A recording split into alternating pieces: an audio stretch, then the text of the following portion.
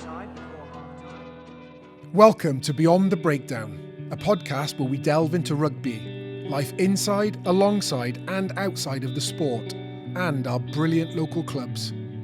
This time we're at the Gnoll, home of the original All Blacks, Neath Rugby Football Club. This is a tough place to play and a rugby community that has forged some of Wales's and the world's best players.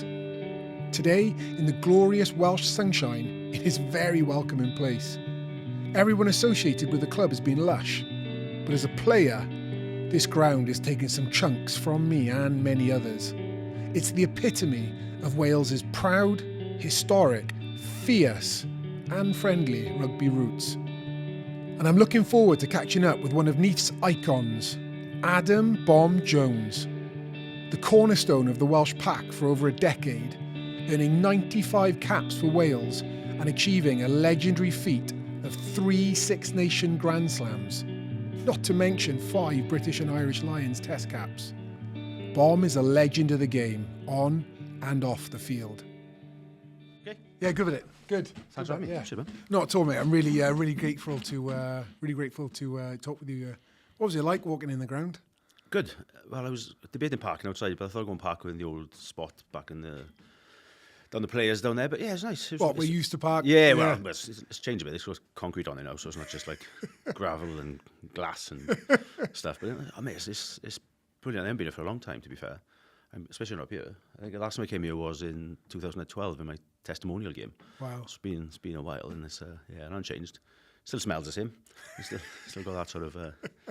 You don't must happen on the floor, do you? But it's bleach. Yeah.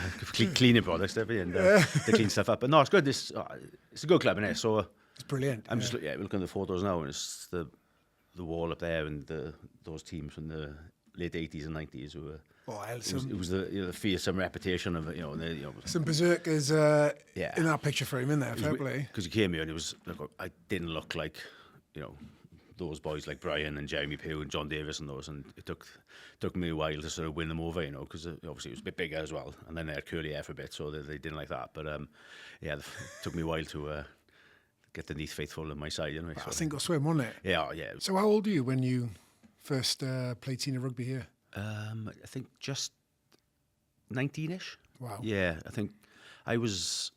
So my village is, I don't know why I'm pointing over there, but it's kind of over that direction somewhere, Abercrave, which is like Neath Valley into the Swansea Valley. So it's top end of that. So, and it happened, I didn't get like any age grade stuff. So I was, I'd say when I was 18, I was about 23 and a half stone. So I was a little bit heavy, even for a prop.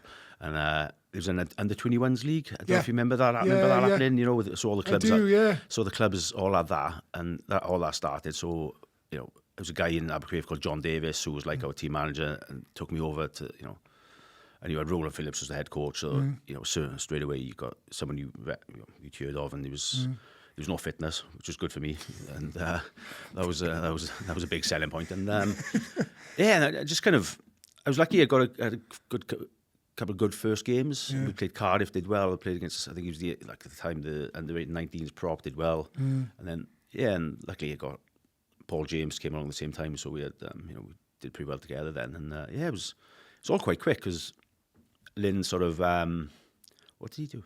Lynn Jones was the coach. Yeah, so Lynn was the coach, and he saw me after maybe the second game, and he was like, "Oh, look, you've done well, And he said, but you need to lose some weight," which is brilliant because I was heavy. But it sort of happened at the same time I started making concrete slabs. Okay. So it was manual labour. He was coming off me at the time, and that was good. So it was, but no, I was, and then probably about 3 months in, I think I had a chance to sort of train full time with him, and sort of not paid or well paid at all. It was sort of just bonus money. And to be fair, my mother and father were like, "Look, we sent your brother through university. You're obviously not going to go to university, so we'll with your 3 GCSEs, and we'll help you through that." And University of Life. Yeah, exactly. It was, so it was brilliant. Actually, it was lucky. I came in, the boys took to me.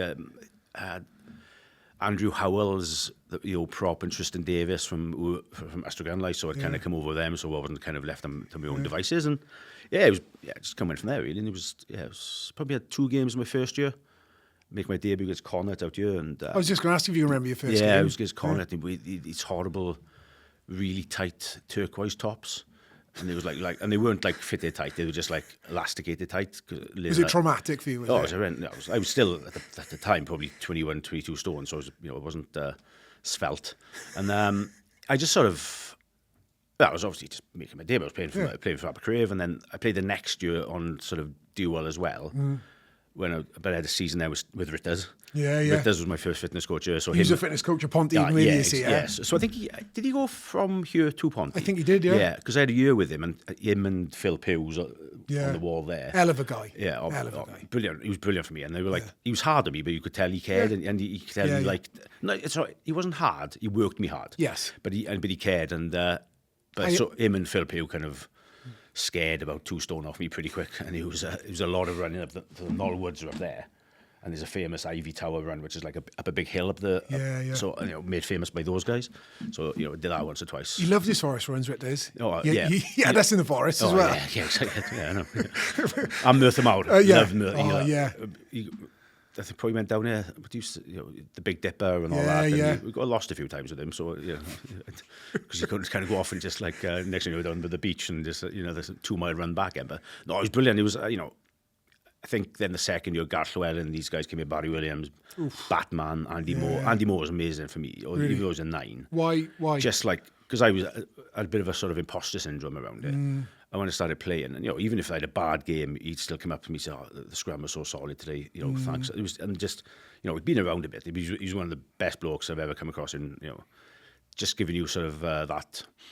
Well, not encouragement, but sort of, because I said a bit of the imposter syndrome because I hadn't played any level, and I just sort of come through youth rugby to like a lot of players did back then. So but just he kind of give me a bit of confidence, really, even though if it was wrong. But it just given me that sort of well done after the game, and it meant a lot to me, really. It's really interesting because I had a similar relationship with Paul John at Ponty, another 9 as well, and it was just a safe voice. Yeah, because that time, like the culture of rugby then was different than it is now. I mean, it was brutal. Yeah, like the banter. It was relentless. I'm not even going to say what you have to do with the change rooms in there. And no, the best. It was mental. It was horrible. So just one kind voice was like enough to ground it. Yeah, and they, in fairness to Roland would, he'd sort of take the mick out of everyone and like be the sort of, he was still a coach, but player coach, but he would like, I don't know, if anyone went too hard on me he'd sort of stick up for me. He'd sort of always have my back. So having him and Andy Moore, and like everyone was good as gold really, but like, the band never got too bad really, because I think they realised I was a little bit out of my depth at the time. So it was good. It was a brilliant club, and having Lynn as head coach as well. Oh yeah, just Maverick, brilliant coach. Maverick is a great word for Lynn. Yeah, he was at the Dragons in my final season. My final season of my career. Yeah. Like rugby mind, amazing. Oh yeah, he's hard on me, but like just you see some of the stuff he used to do. We used to do a move here where like we'd hit Duncan through the middle of a line out.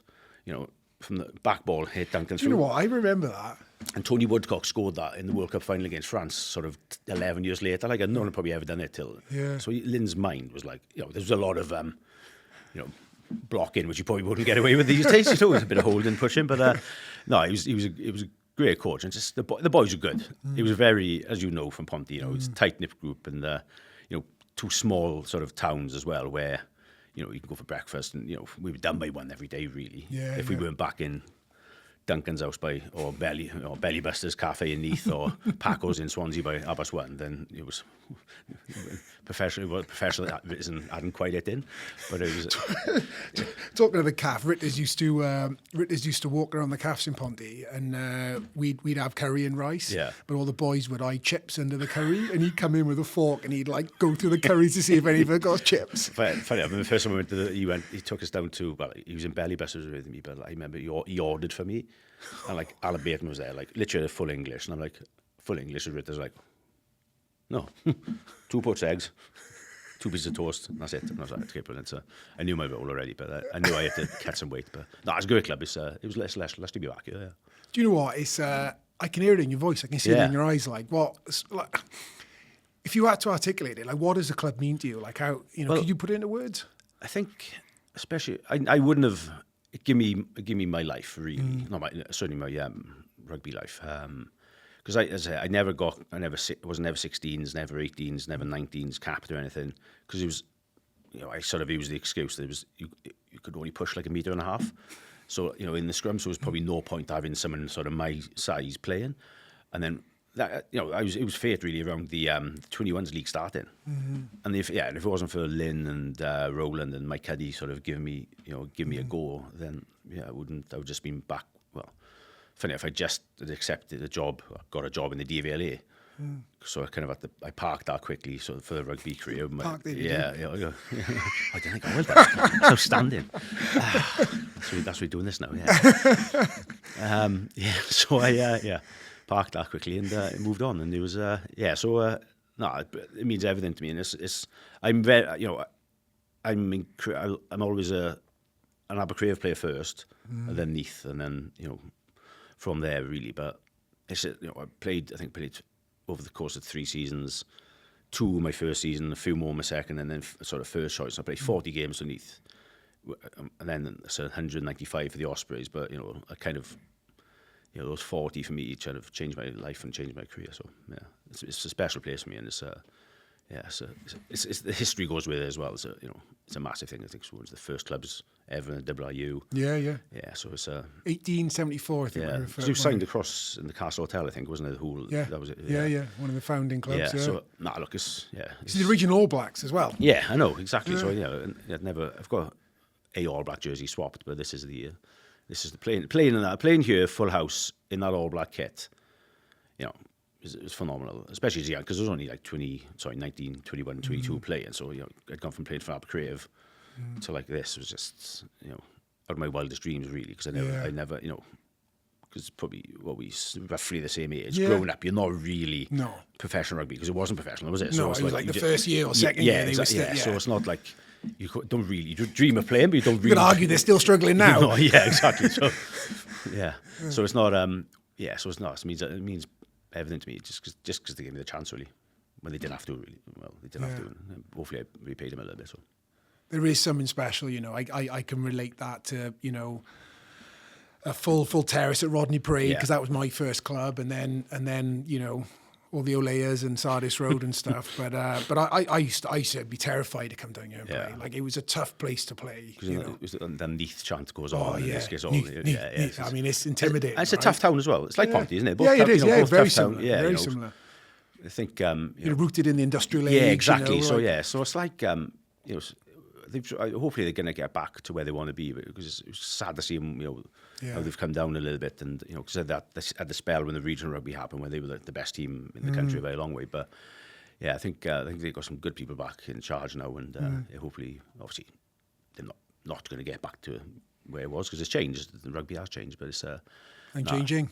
Yeah, exactly. Yeah. Constantly changing. Yeah. So it's all a bit up in the air with us, wasn't it? So, You got capped about a few months after me. So I got capped on the summer tour to South Africa, and you got capped in the pre-World Cup friendlies, right? Yeah. Who was it against? First cap was England. Against England. Yeah. Got it. Yeah. And I think we might have played together against Scotland the week after. Yes, we did. Yeah, we did. We did. I think it was. That's when our careers do that. Then it's my last game for Wales.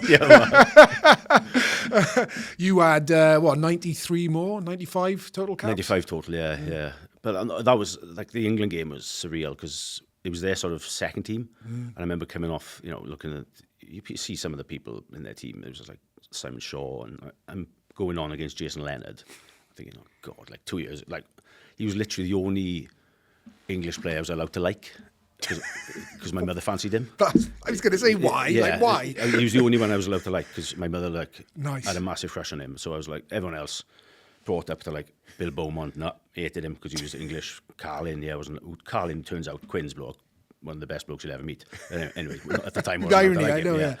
But JS was the one who was like, I was allowed to like him. Okay. So I'm like packing down against him, thinking, shit, this is like surreal. Right?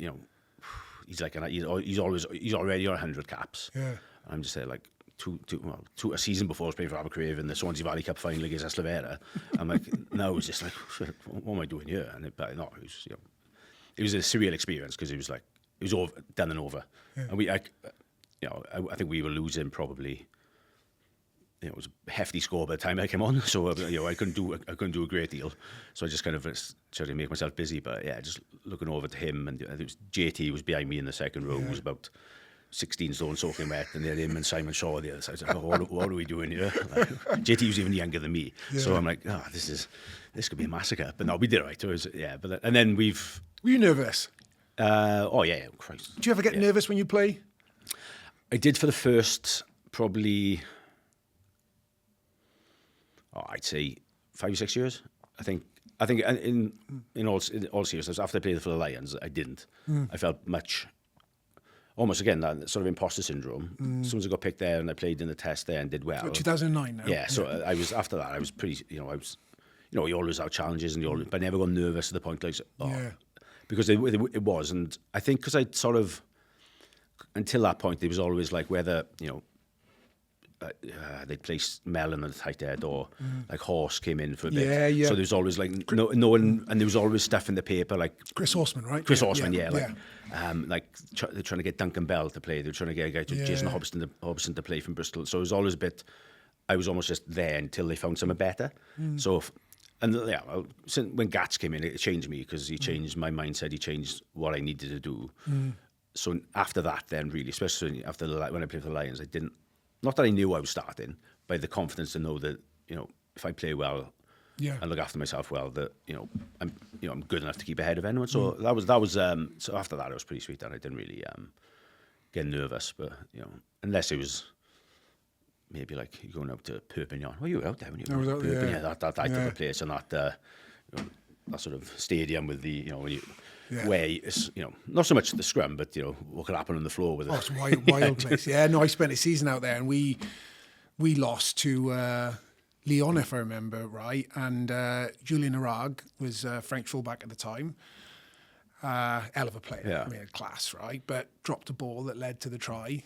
And he had to be escorted by the police back to his car. Like, it was wild. It was wild. I was glad you said that because we played them. In Europe, we used to play double header in that sort of Christmas time. Yeah. We played them in the Liberty, and they had a Romanian hooker called, I think it was like Marius Tinku. Yeah, he was there when I was there. Was he? Right. Yeah. So like lunatic.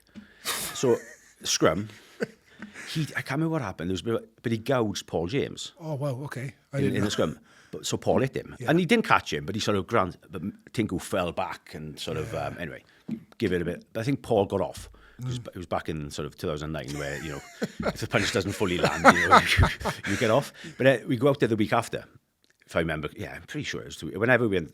But we go there, and as we were walking out into the field before everything starts, just when he got there, we looked up at the crowd. There was I think was it a burning effigy? Is that what they call it? It was basically a dummy with number one in a black shirt being burnt. And we're all looking up and like sort of, so we've seen that? Yeah, he don't care. Like he's a tough boy from Neath and just he's loving the fact that there was fans wanting to burn. You've made it if someone's burning an effigy of you in this. It was phenomenal. It was like this is unbelievable. I think we won actually, but it was. You realise then in France, it's just it's like different level there of like the fans, it's crazy and just I think I would have probably been different if I saw someone burning a number 3 black jersey. But God, what's going on here? But no, So that was after confidence wise, I was I didn't really. I was pretty good after sort of 2009. Still got my ass handed to me, which fortunately for nature of sport, isn't it? Yeah, exactly. So but I did realise you got to park it and move on as quick as you can. You can't be like. Dwell on the things which probably I wouldn't have before, So. Yeah. Across the 95 caps, I know this is a big question, right? But across the 95 caps, are there any games that immediately jump out to you? I mean, I've got some in my mind. Obviously, I've made some notes and stuff. But are there any games that jump out at you immediately, either highs or lows, like the kind of the big points? Probably the biggest one would be. From this, there was a low, but I was picked in that 03 World Cup, and what did we play? The All Blacks. And we were doing well. We were doing okay. They scored a couple of early ones, but we kind of came back into it. But then it was the first time Steve Hansen subbed me after 30 minutes. Yeah. So it was a weird time. Do you know that was going to happen? No, I didn't know. Did he talk to you about it? He in the lift afterwards. Class. Yeah, it was like. because I was like 21, just turned 22, and I'm just sort of It's like a lot to process. devastated. Like Yeah. I'm seeing my number coming up. I'm checking, like, you're literally checking for blood, checking for something, because I had no idea about it. And I remember going over to the touchline, and Mike Cron, who was the scrum coach at the time, and obviously went on to stuff with the All Blacks, like, and probably changed scrum across the globe. And he was like, "Oh, look, keep warm. You're going to go back on." And I was like, I got to the point. I was like, I put a towel over my head, and he's like, I'm like bawling my eyes out, and he's sort of rubbing my back on the side of the pitch, because I didn't have a clue. I didn't have a clue what was going to happen. And the bit for me was, because we played Italy in the game before, and I got man of the match. So I was thinking, right, shit, I haven't done that bad in this game to be like. But then, like, Steve, when he did speak to me about it, he said it was going to happen against Italy, but Duncan broke his shoulder or elbow in that game. So basically went from, because Duncan broke his elbow, I had to play the full 80, and which obviously did well, and got man of the match on it, which is class. And yeah, so it was a bit of a shock. It was a bit of a shock, and it happened in the England game, and that's what, and that's where I wouldn't say got close to Jace Leonard there, but he at the full time, the first thing he said to me, obviously knowing I'd come on off after that time, he was like, "Oh, look, come do what you got to do." He said, "Oh, come have a beer in the change rooms." Wow. So I'm like, again, 21, 22. I'm sat in the corner. You got like him, like Steve Thompson was there, like Vic. Wait, the England change. Yeah, in the England change. Wow. Yeah, Martin Johnson, Kay. So all the forwards are there now. Who are like, and I'm sat there like just looking around, thinking, just having a beer with Jason Leonard, and it meant a lot, and that stuck with me with him. And they, and there's probably something. As a player, You tell him that your mum fancied him? Yeah, he knows. Yeah, she told him as well. And she met him as well. Yeah, she told him. I think she met him in the Dubai Sevens. Weirdly, she was singing for the Ospreys choir, and she said, "Oh, you know my son," and he was like, "Who's this Welsh woman?" And anyway, he told her, or she told him, and then, Do you know what? I did not realise that you played professionally for 18 years. 2000 to 2018, right? Yeah, probably. Is that right? Yeah, Is that right? yeah, pretty much. Yeah. Like that's a hell of a career bomb. That's a long time. Like, it's a long time to be in the front row. Yeah. like I didn't play too much the last couple of years, in fairness, up in Quins, so that was I kind of took a back seat then. But yeah, it's good. Yeah. But I loved it. It was, as I said, I wasn't able to do anything else. As I said, I would have been working the DVLA and or Senny Bridge Army Camp or that type of stuff. Like, so it was I just wanted to kind of embrace it as long as I could. Yeah. I think I had an option to finish my last year with Quins, but John Kingston, the head coach, was like, "Do you want to go again?" Yeah. So yeah, I went and play. I was a player coach. I think I was a player coach the last year. Yeah. I didn't play. Yeah. So that sort of 17, 18 year, I didn't play. Yeah. But I was a player coach. So I still did the pre-season, and then probably thought, it's not for me anymore. Still though, mate, it's a testimony to your durability, mate. Especially in that position. I wasn't athletic though, so I think. Well, I'm going to get into that because, like, a big part. I mean, you made a joke about it when we sat down. A big part of, not a big part, but a part of the narrative is your relationship with weight and your size, right? Yeah. But actually, your technique and the kind of evolution of propping, like my understanding is you kind of changed the game a bit up there. Like, I mean, listen, I was a back row, right? I pushed as hard as I could, and often I got shouted at by you guys for not pushing hard enough. Always blame the flanker. But like, even then, as a player, especially now, I have no idea what's going on, right? Like, it is a dark world there. Yeah. But like the work that you did around the technique, around the height of scrimmaging, like you pushed that position on. I mean, is that fair? I mean, I know. I don't know. I know you're going to be this now, but I came through a time where there was, like, I'd say probably three or four really good tight head props. You had Castro's on the scene, Carl Heyman, Nico Mas. So there was some at the time, and I was kind of in and around that. And the French guy, Nico Mas. Yeah, he was yeah. a pepping. He's brilliant. Like snobby shoulders, little awkward little fella, but brilliant scrummager. So I was in an era where there was like us four sort of thing, Vics was still around. South Africa kind of didn't have such a dominant tight head as they do now, which didn't. But like, I think my biggest learner on the scrum was, though, like, I always thought it was about weight. I always thought the heavier you are, and that's probably that was probably me using an excuse so I could eat a little bit more as well. Like, I always thought, right, if I'm 130, but like, it was when Gats came in. I was going to ask who was the catalyst to this change of thinking? Gats was massive, and he was like, look, and he said something to me, which I tell my props now, who are like a little bit bigger. It's like, if your technique, like you said, you've got good technique. He said, but it doesn't matter how good technique is. If you're 130 kilos and you're not fit, then come 60 minutes, you're going to be fatigued and you're going to be a little bit higher, you're going to be less explosive for the engagement. So he said, if you're down to sort of 121, 122, 100 kilos, then, you know, you're going to be more consistent across that 80 minutes because you'll be fitter. And that just resonated with me, and it was true. Because when I got down to be, so probably 08 to 14, I was probably in and around 1 that sort of weight all the time, playing test matches. And it was consistent all the time. You know, didn't always work, but you can consistent because you'd have the same process and because you're fitter, because you weren't like, you were able to sort of gather the energy back for that 10-second where you got to engage. And so that was the biggest learning for me. Just, you know, the fitness part was, and you get a bit older, you get a little bit sort of, you understand your body a bit more. And that was, you know, it was very, you know, as I said, I came into it late. You know, my diet at one point was just like jack of potatoes and sort of chicken breast. So, you know, I didn't lose weight, but I as soon as I understood myself and body, and Gats telling me that was, you know, it was a massive sort of driver for me, just out kind of going from year to year. And, you know, I think it made it easier as well for me. Like, people put the reason I was quite skillful. I could pass, I could catch, could kick. Yeah. But I probably didn't show that because the way we played with Wales was that around the corner, you know, big Jamie Roberts with the game. Gats ball, wasn't it? Yeah. So, and it was brilliant for me. It was brilliant for people like me and Goffey, you know, Mellon to a certain extent, because Mellon would, you know, work rate, and so that's sort of three you hit so many rucks, and that was it, you know. And you know, you don't have to make your tackles, and but you know, you kind of, if the ruck's there, you kind of you're there. Next week you're working hard to get there. And Sean Edwards would encourage me to get there because you don't want me in defining, because it wasn't the most. Didn't want you any further out, did he? No, it was never too agile laterally. So I was, but like, it was. That was a massive thing. Was just that fitness, just to, and then. Do you enjoy that? So do you know? I oh my God, I got so many questions, right? But of course, you enjoy winning, and you know, there's no prouder Welshman. I know that, but like, do you enjoy that?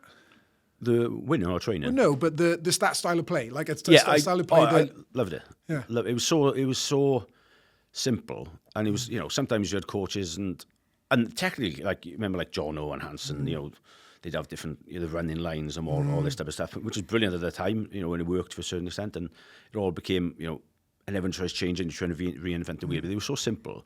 And I think, you know, obviously picking Jamie, you know, helped, but we still had, you know, when we won, you know, Gav was still knocking about the time. Gav was, you know, started in 2008. Because your first Grand Slam was 2005, is that right? 2005, So you'd only been capped for 2 years. Yeah. I mean, you were still like, still still young. Yeah, and probably again to the point of imposter syndrome. I didn't, you know, there wasn't many other tight heads knocking about, so it was me, or, you know, maybe someone else. But like, so it was because Gethin really would cover tight heads, and, you know, reluctantly, but you know, moan about it, and complain, but you know, couldn't do it because it's a different, you know, scrummaging aspect. You know, it wasn't a massive scrummager in the loose end, but he was like, but he certainly in the tight end, he was a different kind of fish for him. But it was like, and then that I didn't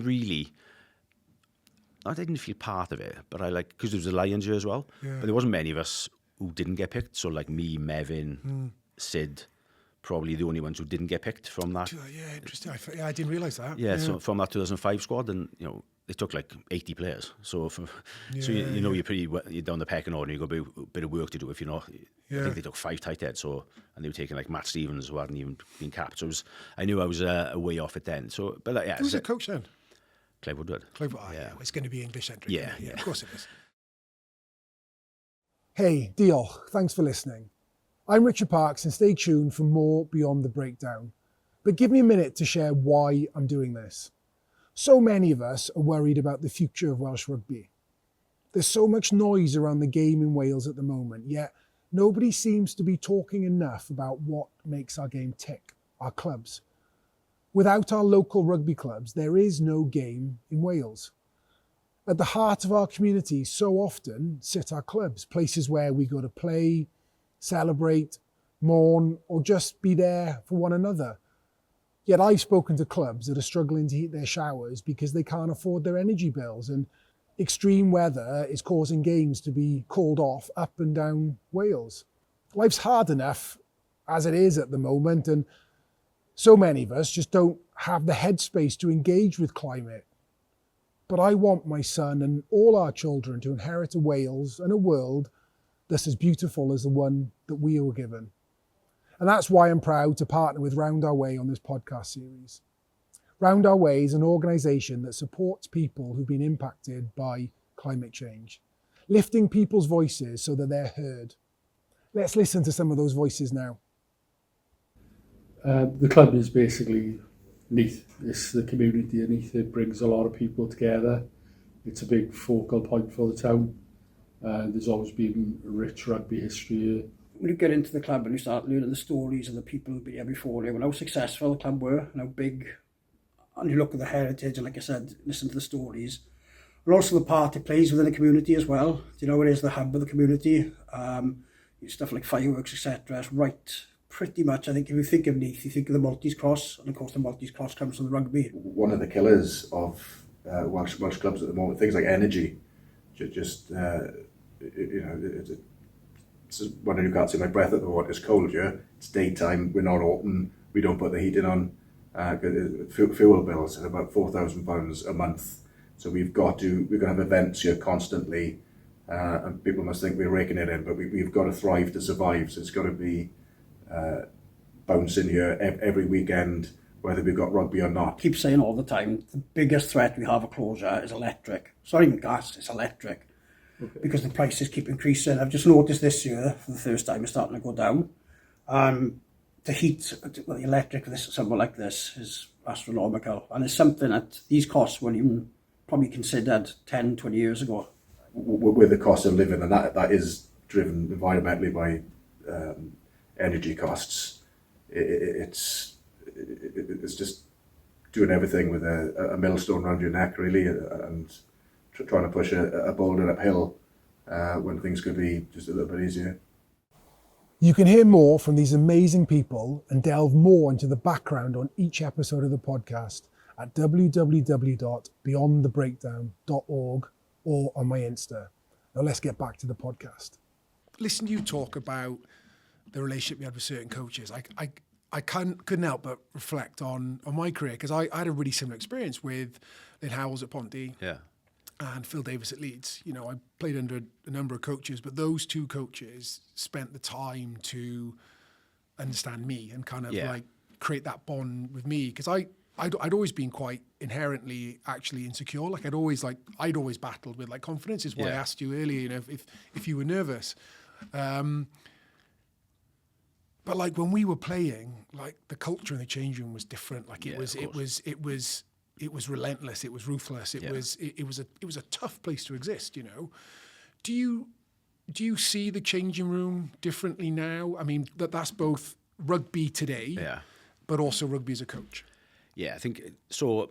I think if we go back to then, you'd almost be nervous to go into a team review if you'd lost. You know what I mean? Because you knew you would, and you're terrified. And it wouldn't be like, so now if you're called out, it's called out in the right way. Yeah. And it's called, and you're not, and even from the coach's point of view, you know, it's not like you don't get bollocked anymore. Yeah. That's like, and you definitely don't get. It's not constructive, is it? Really? No, you don't get called out in front of your people. shit. Yeah, exactly. Yeah. You definitely don't get called out. You know, in front of people. It's all. And some, you know, not you do get called out if it's, you know, but it's not done in a. It's not done in that way. Yeah. And players wise, like, going in that change room down there and having like Clew there and people like that, you know, who would call you out. Yes. Not so much me, but like, you know, it would be, they'd hit you in the nose with it, you know. It's not like, there's no sort of, the way people feedback now is totally different. Definitely, even changed in the last 10 years, but now it's massively different, you know, and you don't get, and probably who did we play? We lost a team last year, got hammered. And like even we had a sort of review meeting with Quins now. Yeah, with Quins. We had a review meeting with the leaders, and it was almost like, right, even though we got hammered, let's almost like focus on the positives. from the players' point of view, and like all the coaches were kind of looking around and were like, really positives. We got like hammered, and it probably shows, players their mindset as well. They don't want to be. They need like positive feedback, and which is fine, and which is and I think the game has changed, and society has changed to be like that, and I think for the better. But sometimes you do have to it. But it's mainly done. Got to be accountable, haven't you? But I'd say it's done in individuals. Individual meetings, one-on-one, where it's a bit of a safer space, and you can go at these players a little bit, and they are generally players will respect the honesty and respect being told, and not like going around the houses just to get to a point. So I think it has changed for the better, but there's definitely times where we just want to go, and sometimes at half time you do need to rev the boys up, and it's a little bit more. It can be a little bit more emotional. Certainly, maybe I've done it 3 or 4 times in my since I've been in Quins. So I don't do it a lot, but like sometimes I think, boys, we need a bit of a rev up here. And again, hopefully coming from me, because I'm not like it all the time. It gets more of a reaction, but will get a reaction, but sometimes it doesn't. So maybe just don't speak really sometimes. don't even listen to me or understanding me, which was a big one when I first went there, and presenting, and they had no idea what I was saying. That's hilarious. So I had to slow everything down to speak like that. Talking proper English. Yeah, exactly. That's wild. Yeah, exactly. Boys take the mick out of me. My daughter's got a bit of an English accent now, and they're like, I'm saying, because you're based just outside London, it's just out Guildford, and they're like, oh, it's devastating. And there's a couple of boys, they're like, yeah, but what, you wanted to speak properly, yeah? Not like you. But they've look, it's changed, but it's for the better. But there's definitely times where you just want to rip there. Do you know, so I think that's one of the beauties of sport, and I think it's one of the beauties of rugby within sport, is there is a level of accountability on the field that you don't often get in like a corporate space or in a kind of other workspace. So I think it's something to be celebrated and protected. But as you say, if it's done right and not done at the expense of exactly. And someone's mental health. Exactly. And it's like, but boys get boys are. So I used to be terrified of Mondays if we lost. Like I took it really hard. This room would have been one of the rooms we would have done the reviews in. We're not. You'd watch the whole video with the flicker fast forwarding. There was that one, pause in, stop it. Exactly. So and then seasoning in the crowd, and then come back to the game. So this would be like the review room. But so it's definitely changed from then. Kevin James, the winger, would be sleeping in the corner. Or, a few boys would still be hungover from the night before, and But now it's but there's what I do have found with them is like they kind of expect it to happen.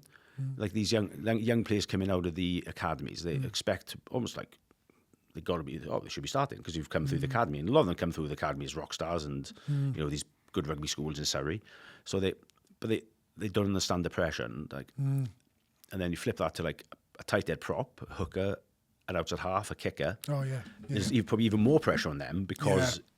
When a bad thing happens, like a bad scrum or a bad throw, a bad kick, you miss a kick to touch. It's game defining. There's all eyes are on you. So it's like you try and encourage especially young tight ends to embrace that pressure and embrace enjoy it. You're not going to win every scrum, but in rugby for me, you score a try, the crowds. The next best is if you win a scrum penalty. The crowd, the whole atmosphere, the crowd change. I'd say turnover. Well, you would say that. There's so many of them in the game. Well, there is, yeah. So it's more rucks than anything else in the game, isn't it, currently? Well, so, I don't know the data. You see the data, but it doesn't surprise me. Yeah, it's more, which is probably weirdly the thing you train the least, like focus on. That's really interesting. You obviously do contact and but like you embrace the because that's a hard thing for a young kid. It's a privilege. Yeah, it is, exactly. And you just to get the opportunity to play at that level, to do it, whatever you do, to do it at that level is a privilege. Yeah, and it's that's a challenge as well with the young ones. It's just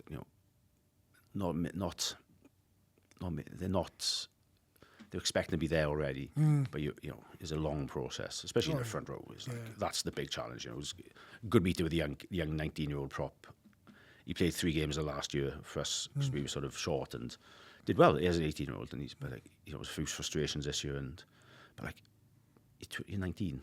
If you look after yourself, you're gonna have a 14-year career. You know, so it's like and it's not gonna. It's hard. It's, you know, as I said, it wasn't until sort of GATS came in and I was sort of 6-7 years into my career. So it's not like it takes a while. Yeah. And it's making them understand that sometimes that, you know, it's just because you were good at playing for like Wellington College, you're not going to be, you know, rocking being a rock star with Quins in the first team. I know this is like a big generalization, but we're dipping into society stuff there because we get fed dopamine through instant gratification in every aspect of our life, don't we? You know, so if you're a teenager or a young player coming through, you're expecting immediate gratification. Yes, yeah, you know, so yeah, like, yeah, you know, exactly. But yeah, I bet. That's it. Speaking of media, you always see them like the coach watchers. They're looking for like, so say me, you and coach, and you see a few of the players be like looking over. Oh, like for feedback. Yeah, oh, but like almost like I've done something good, so I'm like, and just don't acknowledge them. Just tell them after. But it's a lot of it. It's quite a lot of them who do that. It's quite. I never noticed until about 2 years ago. If especially the props, they're kind of just looking to see my reaction, and then if I'm you don't say anything, do you? I'm just like that. You just have to get on with it. But, yeah. Talking of speaking, when I came up to speak to the boys at Quins last season, and I was amazed how many Welshies were up there. Yeah. And what do you put that down to? Like, how come it's become a bit of a pilgrimage place for Welsh talent? Cheap labour. No, I think that it just happened at the time. Like contracts, people come off contract, all that. So it's not like football where your transfer fees and all this type of stuff, which you do get, but like not near the same extent. But like it just happened. Like we had Pence come up, Wyn Jones, and you know, obviously the connections like myself and Danny. Danny was head coach at the time. Billy Millard. So there's a lot of people who spend a lot of time in Wales. So that was a big one. And then you know, they're good players. No, of course. They're good players, and it's like in fairness to Wyn and Lee, they came in sort of 1 year deals, and I think Lee would have been frustrated that he probably didn't play as much as he would have. But when he did play, you know, he was involved when we beat Saracens, both teams, which is our biggest game. You know, so and the amazing thing is they fitted in so well. Yeah. Like Wyn, the boys loved Wyn. Wyn's a farmer from up near Llandafry, you know, so that's his life, and he loves it. He would go back there, you know, if he wasn't playing, or he'd go back there midweek to look after the farm. Lydia. Yeah, exactly. Yeah. But Wyn schlepping 4 hours back to go, so he loved it that much, and the boys loved him. Yeah. But he fitted in, and what they did do was like they embraced it. They went, you know, as soon as they came up. I think all lived near enough Guildford, or you know, so they were out coffees with the boys. There wasn't like a clique. Everyone's mingling together. You know, that was the best thing they did. And you know, we didn't have the best season, and you know, probably the boys were, you know, a little bit frustrated with selection or performance or whatever it was. You know, but an injury as well. Dill's had, you know, pretty bad. Dylan Lewis had a few bad injuries up with us. So you know, first year he was, but then he came back anyway.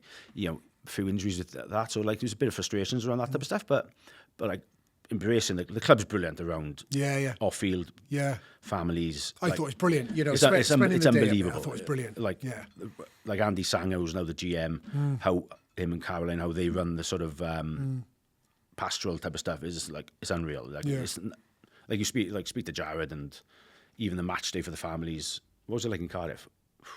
Nothing like this. Yeah. And they look after the families unbelievably well, and they are top drawer in that. Top drawer, like nothing I've ever seen. So I have a philosophy that high performance teams should create high performance humans. Yeah. So not just the best rugby players, but the best humans.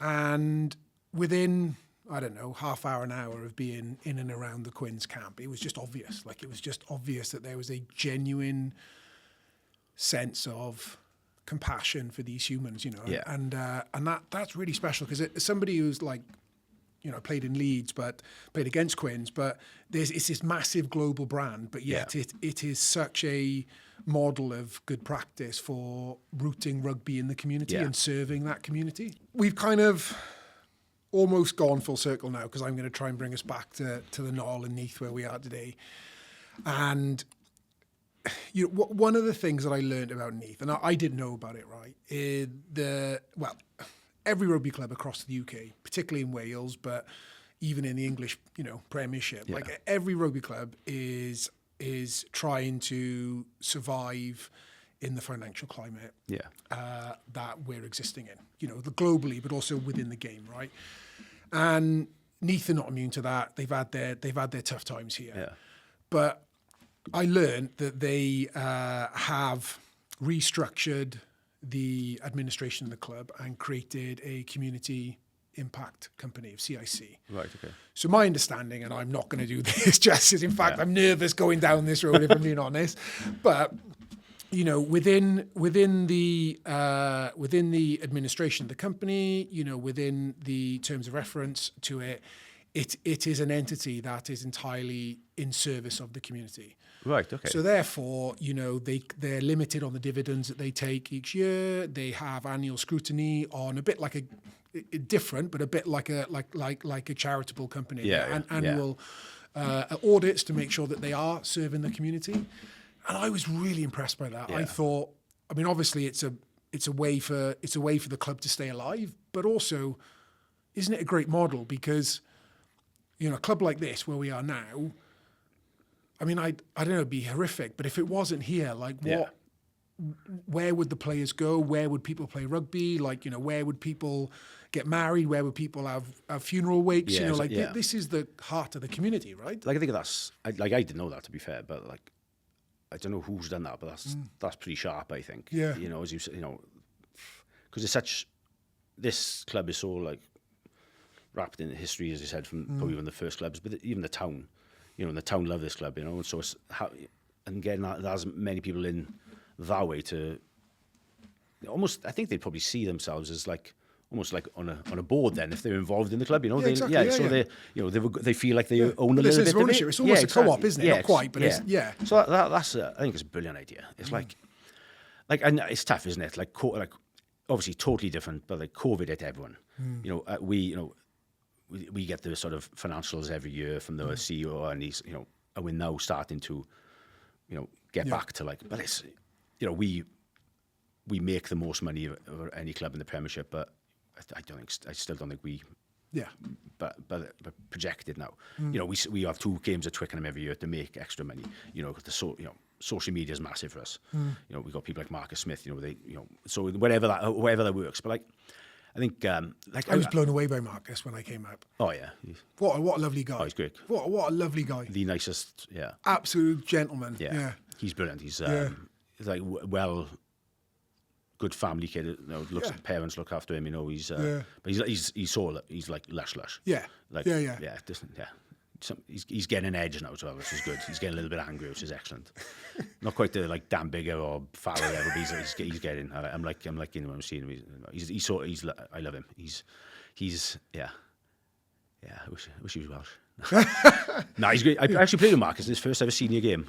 I was in an A-League game on a Sunday. He was 17, and I was probably 36. And I remember he just kept chipping and chasing all the time and never coming off. I pulled him over. What are you doing? Just keep hold of him. Put it down there. Stop chipping and chasing all the time. So, okay, fine. Next year he's starting for us and he's earning 800,000 a year. But I played for England and Lions, so what do I know? But he's going back to the club. I think you said earlier about what you were saying about Chief and that. But I went back to Abercrave, my little village. Now, probably similar, about 10 years ago, they would have been open Friday, Saturday, and Sunday. But now the club's thriving. Well, through pool, through darts. Same as Ystrad Gynllais down the road.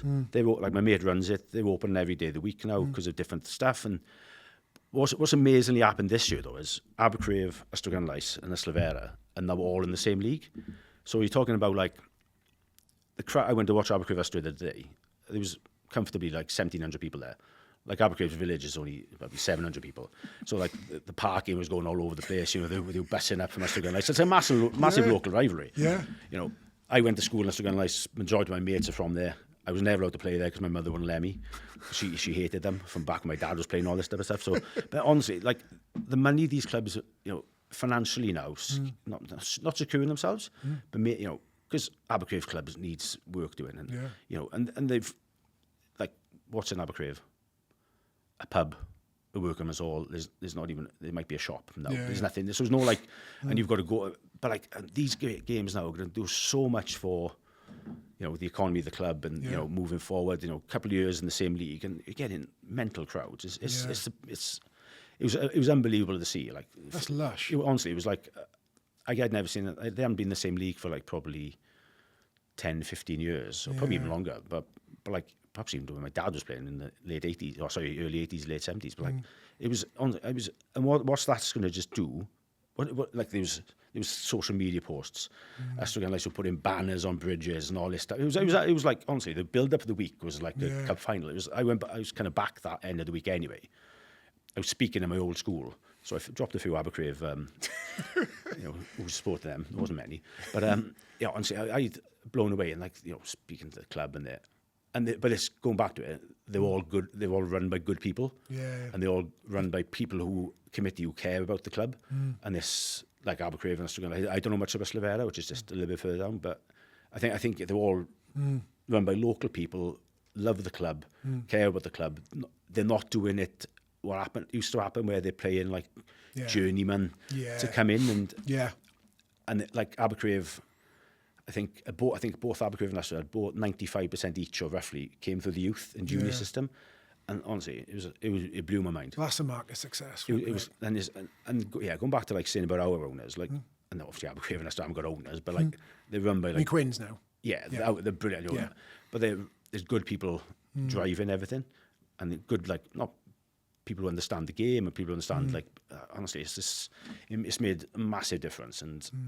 You hope, you know, and they're doing well as well, all three clubs. So but like just looking after, you know, if the money they make from the gate against Estrid can sort out the kit for the next junior section, or you know, bloody paint the whatever it is, just improve everything. And it's been so good for us.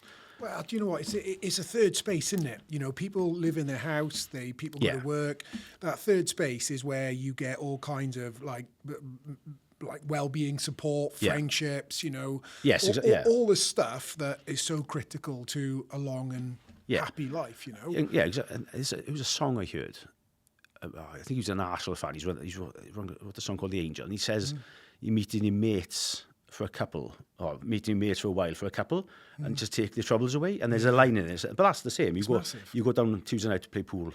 Just have a couple, just take you away from, you know, get your head sorted, and then crack on the next of the week. And it's, you know, just seeing these clubs now doing that, you know, I'm sure, and it's not the same everywhere across Wales. I'm sure it's not, but like having those good people in place, and the clubs now are just both thriving. Is like I'd imagine making a massive difference to, you know, we played Abercrave played I think it was Reed Avalion, Kevin Nathan, one of some team with a in it.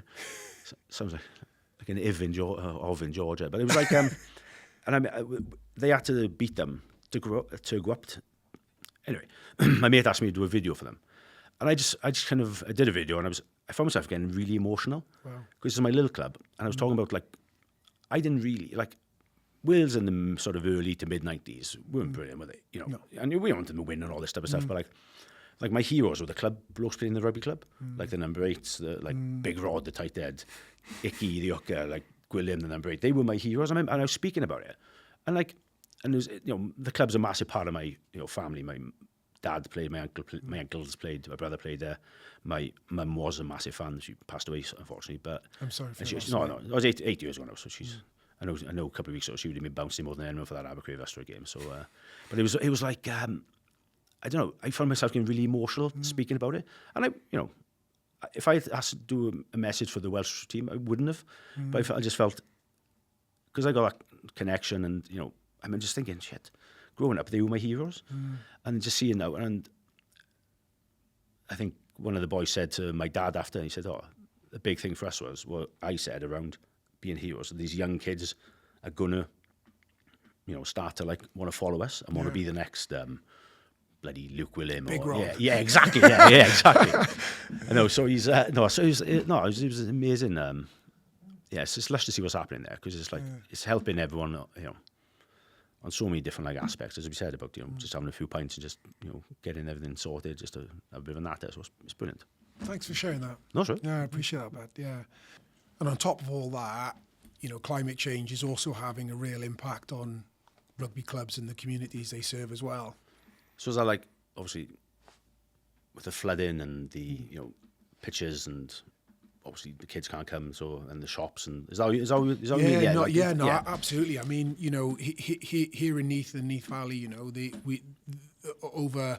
I didn't actually know that, Neath. Yeah, over the past... the past 3 or 4 years, there's been a number of extreme weather events which have caused flash flooding, and the causes for them are different. But, I mean, the obvious one is it impacts, whether you can play on a weekend or not, and the revenue for the club. But beyond that, though, Bom... I see what you mean about that. So beyond that, you've got, the shops in the town, people's livelihoods, when it comes to renew your insurance, like, these are like genuinely... things that we need to think about now, right? Yeah, I wouldn't have thought much about that. Like, I heard about the flooding in Newport recently, or it's Monmouth. Yeah, Monmouth, yeah. But like, I wasn't aware of the Neath stuff. Yeah. Really wasn't. I was just... Well, like, I remember talking to Dan Lydiot, right, like a couple of weeks ago, whenever it was, and he was talking about just going back into coaching. Yeah. And I would love to hear your perspective on this, because I've heard this from you, well, throughout the last 40 minutes, however long we've been here.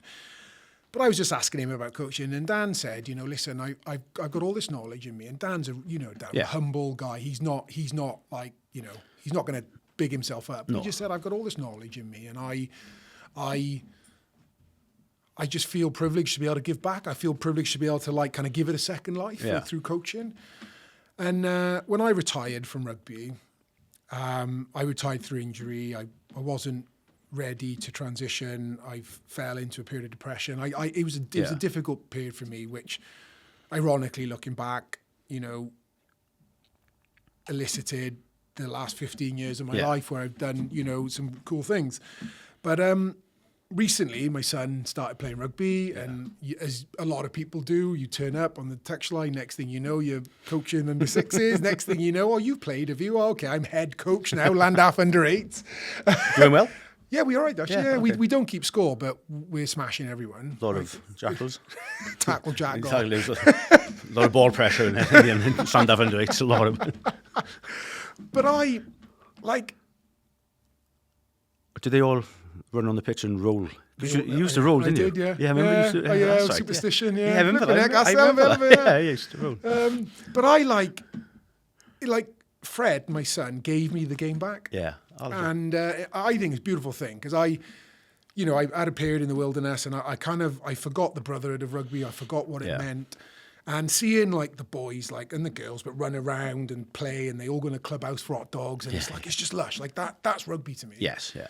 And I, in the context of, the financial crisis that clubs are experiencing, the climate change, I genuinely worry about whether the clubs are still going to exist in 10 years, in 15 years. Yeah, it is, isn't it? It is a worry. And I think, do you know what?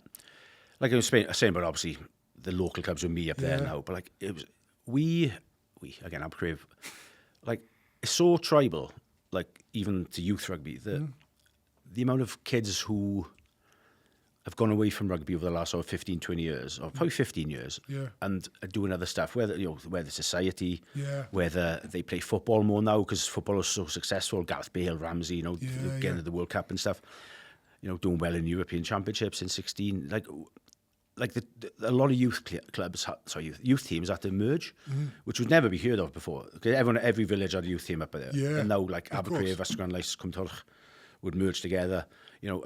So I know Crynant and Seven Sisters merged together. So because the young kids aren't coming through. So to your point, but I think it's kind of going back the other way. I think the junior sections are now are starting to flourish a little more. I love the story about that you shared earlier with me. Seeing clubs thrive like that. That's lush. I know, exactly. Yeah, and it's again going back to the good people running it. But I think kids are starting to not that the football has gone away, but there's more kids coming back. Football is like they chuck such a big net and get the young kids in straight away. And if unfortunately, not every kid's going to make it, and maybe they're getting a little bit disillusioned. But even they come back to rugby at 15, 16, 17, it's still plenty of time to learn, isn't it? Of course there is. And if you're a good footballer, you're going to be probably a good rugby player because you're quick. You'll be able to kick the ball. Balance, the hand that, yeah. You see a lot, but all rugby players like to play football, and they all think they're good at football, and dare I say, there'd be a few footballers who could easily play rugby. Not easily, but they'd have that skill set. And no, I think I've seen it turn. Certainly, again, sort of biased to sort of the top end of the Swansea Valley, but the junior section's flourishing again. Both in Ystwyth and Abercrave, they both got the youth teams they've split again because there's enough players to.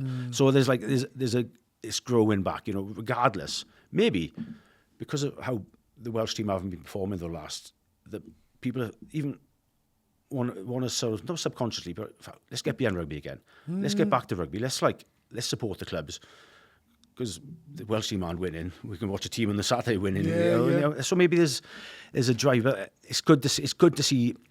Like there's always going to be teams which struggle, and it's going to be up and down. But I think it's good to see again in my certain area that it's flourishing and getting back to where not it has been in the past because it's probably better than it ever has been, certainly in Abercrave, but just to see these clubs fly in and still not like, but there's still not like just going back to, there's still not massive amounts of money in there because they did a crowdfunding thing and the support, and then the Welsh government match it or something like that, or so that's to help the change rooms out, get hot water, as you spoke about earlier.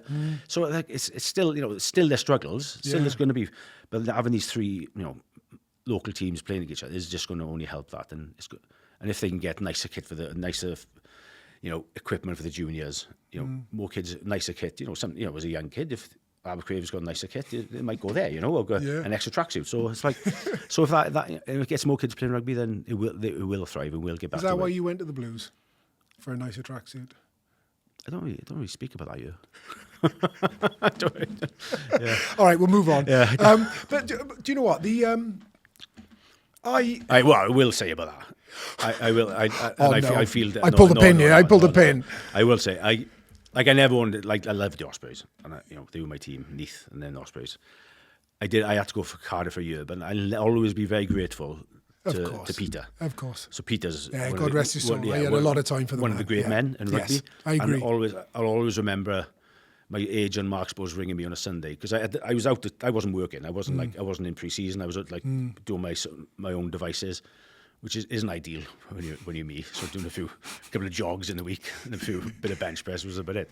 But I remember Peter rang my agent to say, "Oh, we want to bring Adam in," and I'm like, not that I ever wanted to go to Cardiff, but just him reaching out, helped me out so much. Helped me out so much at the time, and I was only there a year because I probably never really thought it was a 1 year contract, and whenever I saw him since, he's always, I want to get you back, and we'd all, and I love Peter. He's such a good man, and I'll be honest with you, I was on the way to Robin Island. Okay. Yeah, we were playing Stormers out there in Europe, and I was on the way to Robin Island when I found out, and I had that 1 year of it, and I always saw him afterwards and before, and I burst out crying because he was so good to me in that time where I wasn't working to offer me a job. When you say you found out he passed. Yeah, sorry, I found out he passed away, and he was such a good rugby man in Wales. And whenever you saw him, when you saw in the Cardiff games, you'll always have a chat to him. When you saw him post playing for Cardiff, always have a chat to him. But and for him to reach out and essentially give me a job, I'll never forget that. And he was, I loved Peter. He was such a good bloke, and brilliant for Cardiff and brilliant for Welsh rugby. So I've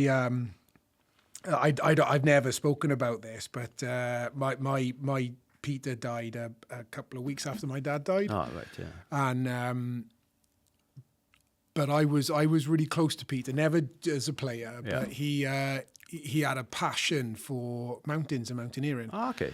And he loved Nepal. Yeah. So Peter and I connected when I broke my first Guinness World Record, and I funded a lot of that early stuff through my insurance policy for my injury, my pension, or my savings. Yeah. I emptied everything into that project, and Peter asked me to go for a coffee, and he actually gave me a few bob. Yeah. A lot of money for me, you know, but and didn't want any acknowledgement, no sponsorship, nothing. He was just like I know you're struggling. I think what you're doing is really cool. You know, we want to support Marie Curie Cancer Care, and I'll never forget that. Like what an incredible man, and family as well. Like, He was a as you said, I can imagine him actually saying that, not wanting to be like, no, he was a good bloke, Pete. I really liked him.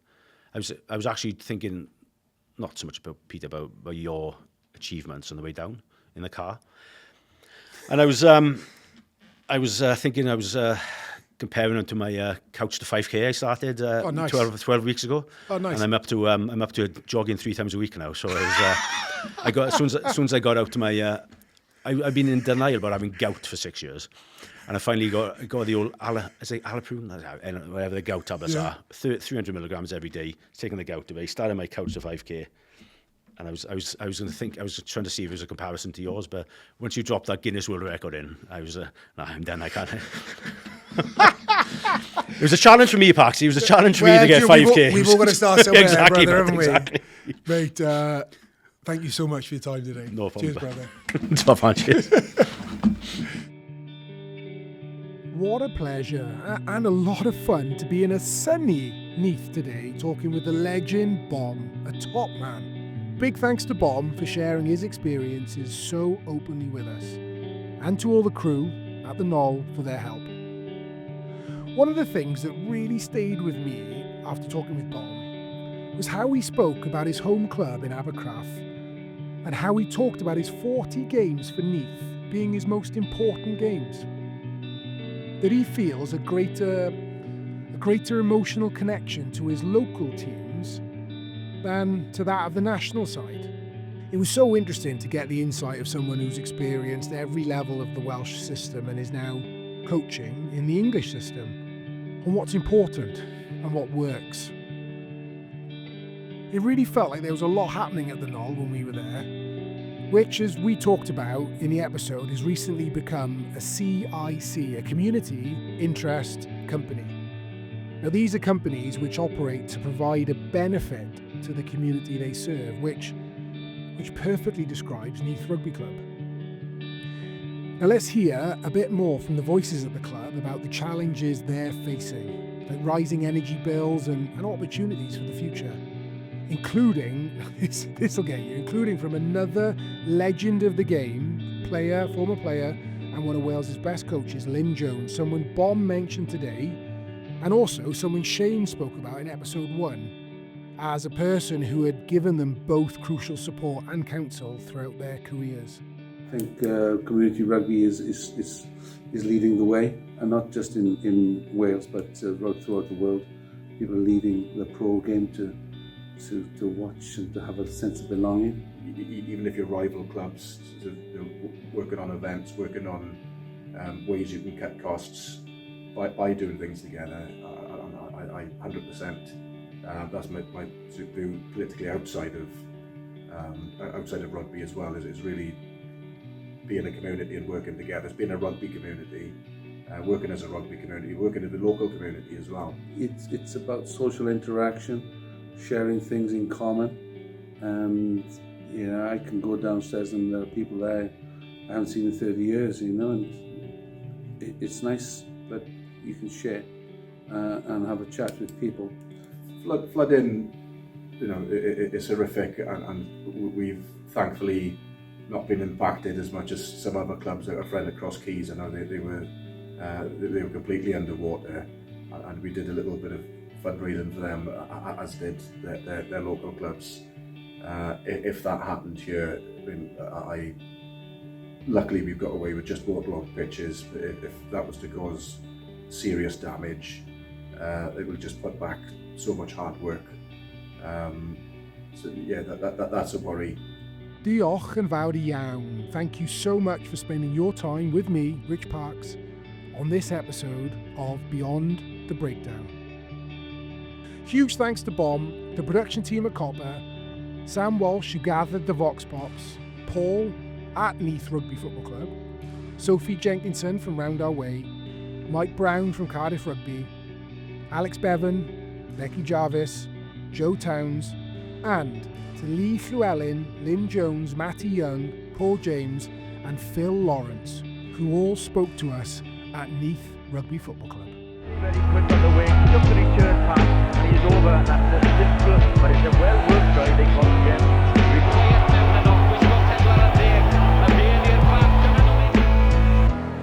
Richard Parks added another try for the home side.